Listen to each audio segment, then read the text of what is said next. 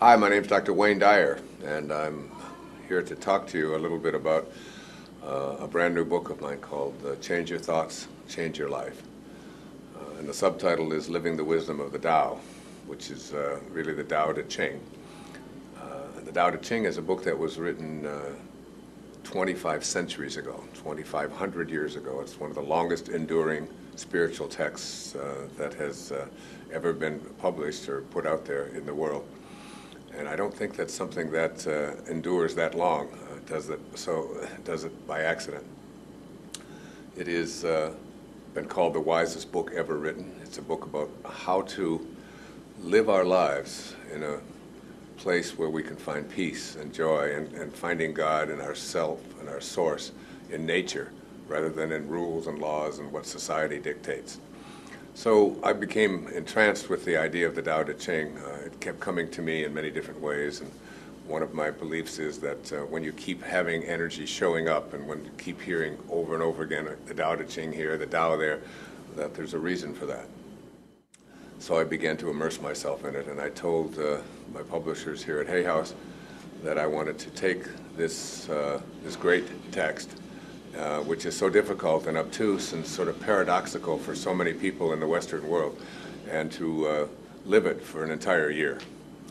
And I would work for 3 or 4 days on practicing it and living it and reading each one of the verses and then going out and writing an essay about it, concluding each essay with something called Do the Tao Now, so that people would have a practical way of going about and applying this wonderful wisdom offered to us by this ancient Chinese man named Lao Tzu, which really in Chinese means old man, because there's no real accurate historical record of precisely who this person was or even exactly when he lived. We just know that the Tao Te Ching survives. The Tao teaches us about how to think differently.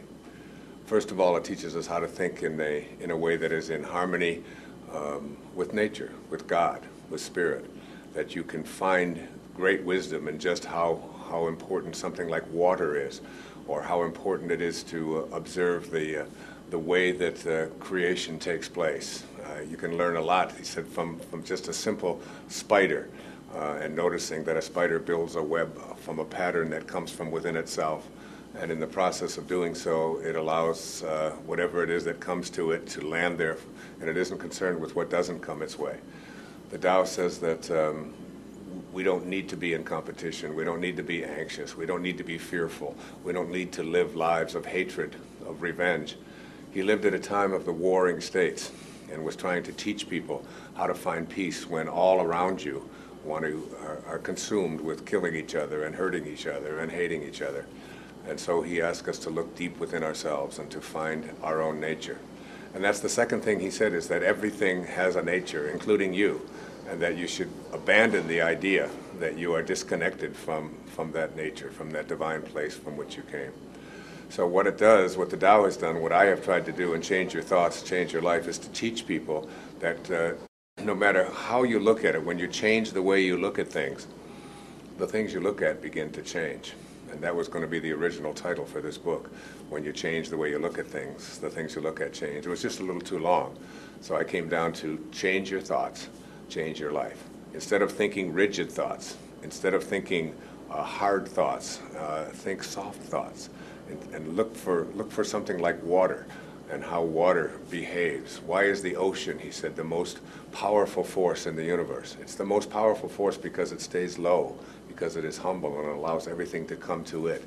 The Tao says the journey of 1,000 miles begins with a single step. And that single step, what he's teaching us is to think small, to think about what you can do in this moment rather than thinking big and then getting yourself consumed with never accomplishing anything. It teaches us to be content. It teaches us to be soft. It teaches us to be flexible. It teaches us to have an appreciation and an awareness that the Tao is in every single one of us, and every human being that you encounter, and every being that you encounter, and every plant and every animal and every tree that you encounter has the unfolding of God built into it. Find that truth. Find that truth within yourself.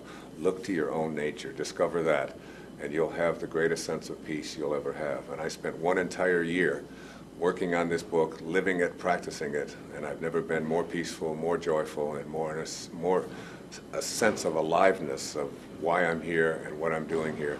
I don't question any of it. I just live in harmony with what Lao Tzu called the Great Tao. And the opening line of the Tao says, "The Tao that can be named is not the Tao." You can't put a name on it. All you can do is feel it in your heart.